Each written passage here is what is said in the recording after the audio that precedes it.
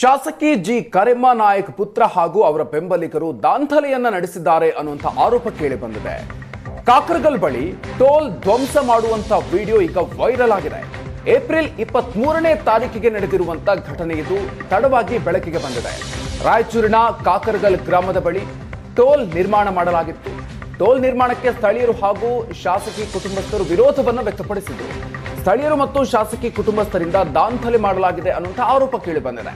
ಪೀಠೋಪಕರಣ, ಕ್ಯಾಮೆರಾ, ಕಂಪ್ಯೂಟರ್ಗಳನ್ನು ಧ್ವಂಸಗೊಳಿಸಿದ ಆರೋಪ ಇದೆ.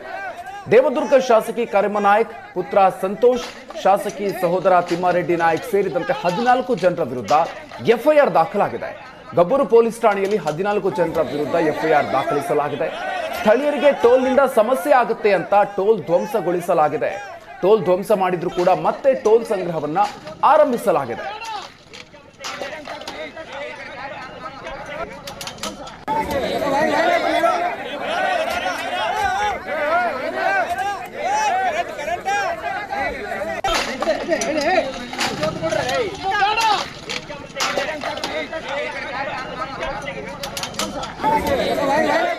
ರಾಯಚೂರು ಜಿಲ್ಲೆ ದೇವದುರ್ಗ ವಿಧಾನಸಭಾ ಕ್ಷೇತ್ರದ ವ್ಯಾಪ್ತಿಯಲ್ಲಿ ಬರ್ತಕ್ಕಂಥ ಕಾಕರಗಲ್ ಗ್ರಾಮದ ಬಳಿ ಈಗ ಟೋಲ್ ಗೇಟ್ ಒಂದು ನಿರ್ಮಾಣ ಮಾಡಿದ್ದಾರೆ. ಅಧಿಕಾರಿಗಳು ವರ್ಸಸ್ ಶಾಸಕರು ಅನ್ನುವಂಥ ರೀತಿಯಲ್ಲಿ ಈ ಒಂದು ಟೋಲ್ ನಿರ್ಮಾಣ ವಿಚಾರಕ್ಕೆ ಗಲಾಟೆ ಕೂಡ ಶುರುವಾಗಿದೆ. ಈಗಾಗಲೇ ಆ ಒಂದು ಟೋಲ್ ಗೇಟ್ ಬಳಿ ಸ್ಥಳೀಯರು ಮತ್ತು ಶಾಸಕರ ಪುತ್ರ ಮತ್ತು ಅವರ ಸೋದರ ಗಲಾಟೆ ಮಾಡಿದ್ರು ಅನ್ನೋ ಕಾರಣಕ್ಕಾಗಿ ಗಬ್ಬೂರು ಪೊಲೀಸ್ ಠಾಣೆಯಲ್ಲಿ 14 ಜನರ ವಿರುದ್ಧ ಎಫ್ಐಆರ್ ದಾಖಲಾಗಿದೆ.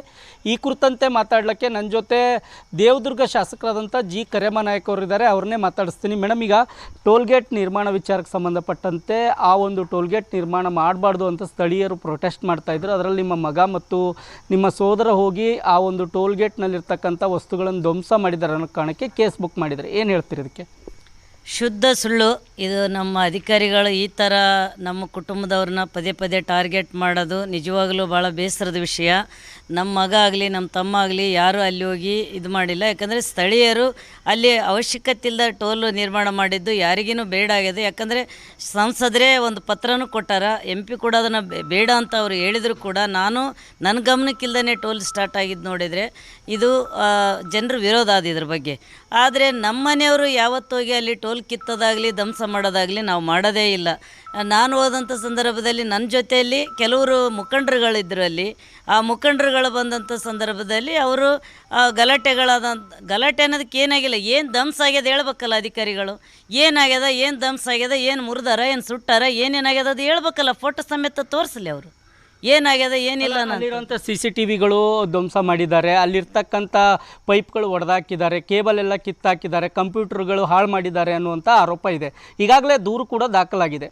ಏನೇನು ಆಗ್ಯಾವ, ಏನು ಲಾಸ್ ಆಗ್ಯಾವ, ಅದನ್ನು ಯಾರು ಮಾಜಾರು ಮಾಡ್ಯಾರ, ಸ್ಥಳದ್ದು ಎಷ್ಟೆಷ್ಟು ಏನೇನಾಗ್ಯಾವ ಅನ್ನೋಂಥದ್ದು.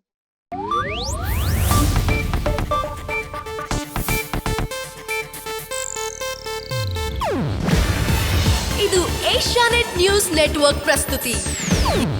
ನೀವು ನೋಡ್ತಿದ್ದೀರಾ ಏಷ್ಯಾನೆಟ್ ಸುವರ್ಣ ನ್ಯೂಸ್.